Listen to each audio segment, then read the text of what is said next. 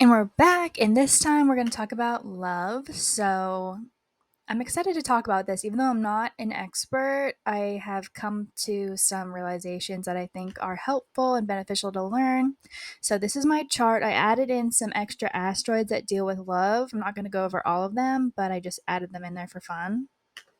Every house deals with love. So you can see that I have an empty seventh house. The seventh house is the house of marriage, significant relationships, even close platonic friendships, business relationships, as well as open enemies. So this is going to be the first house you're going to look at, but it's not the only house that indicates anything about your relationships. We can see that I have Gemini in the seventh house. Um, I am not normally finding myself attracted to Gemini placements. Not that I'm not against dating a Gemini placement. I just don't find myself dating them very often. So, uh, actually, I think this is pretty cool. Gemini rules the third house naturally, but I have Aquarius there, and I find myself dating Aquarius moons all the time.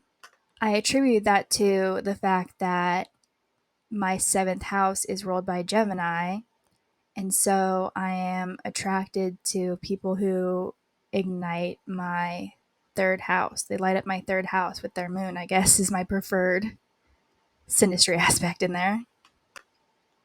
I also have Psyche, and there's not too much information out there on Psyche, but I truly believe that it's an important synastry aspect. So when their moon conjuncts my Psyche, it is is something I'm attracted to, I guess. And then you can see that I have Juno, which is the marriage asteroid, along with Eros, which is what I'm sexually attracted to, in the first house in Sagittarius. I have not yet found myself dating Sagittarius placements. I think I've dated one Sagittarius Mars. But Sagittarius naturally rules the ninth house, and I do find myself consistently dating Leo suns. So even though I have Sagittarius in my first house, I like it when the person's sun is in my ninth house for some reason. And I think that's because Sagittarius naturally rules the ninth house. So it's not so cut and dry that you're going to look at the seventh house and be like, oh, I must be attracted to Gemini placements. That might not be the case. For me, having Gemini in the seventh house means that I like to be intellectually stimulated in my close relationships. I want to have intelligent conversations. And if we're not talking about deep stuff, I'm not interested. Another house you want to look at is the fifth house. I have Aries on the fifth house, and I have dated an Aries, but I'm, like I said, more consistently date Leos. And Leo naturally rules the fifth house. So that's another connection to Leos.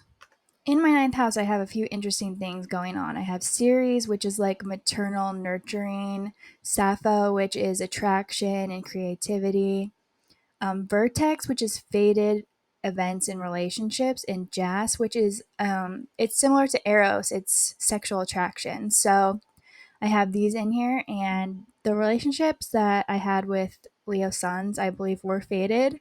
So that could have been due to the vertex in my ninth house.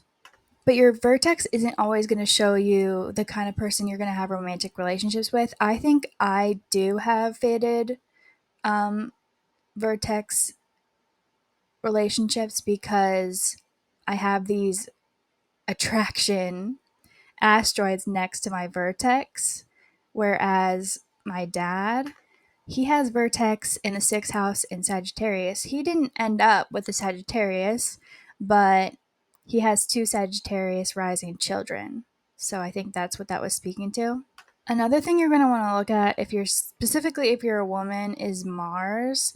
Mars can indicate what a woman is attracted to in a man, whereas Venus again shows what men are attracted to in women. For me, mine is in Virgo, so it's Mercury ruled just like Gemini in my seventh house.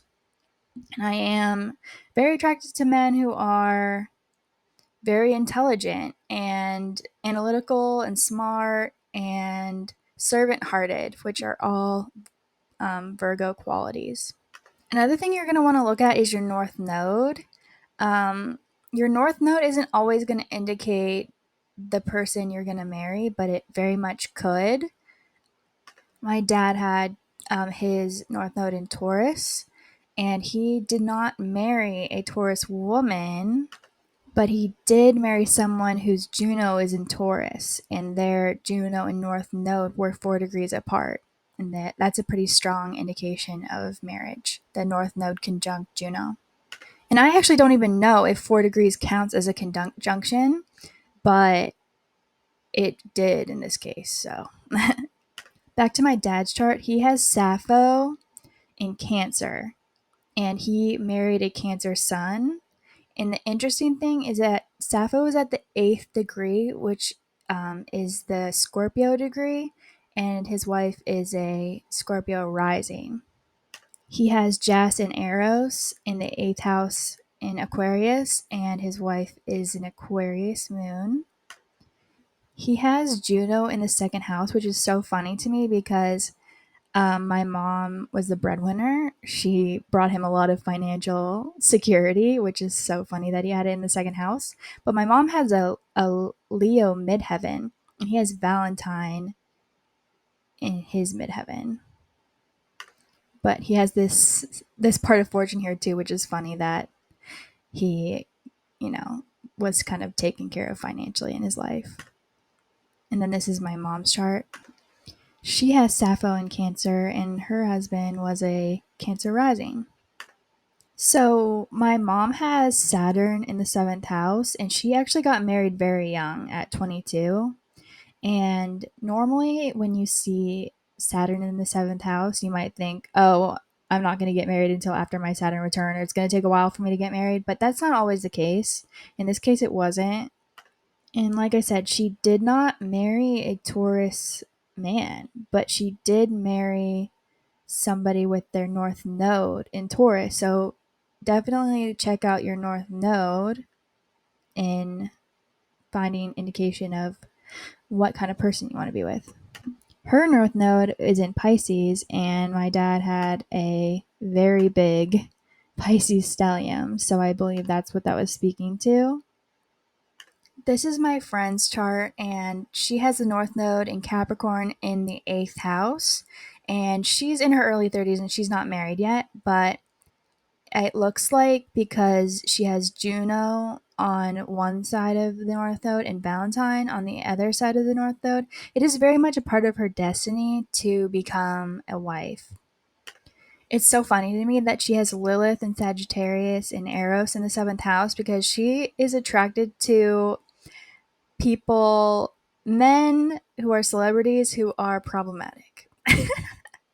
Having Lilith in the 7th house can indicate that you're kind of into toxic, rebellious people. So she definitely is.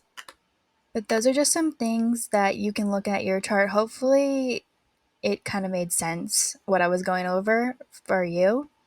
I just wanted to make the point that it's not always just, oh, the sign on the 7th house, oh, the sign on the 5th house. It's definitely very personalized to each chart, and you're going to want to use your critical thinking skills to figure things like this out. So, yeah, let me know if you have any questions in the comments, and I'll get back to you guys. Bye.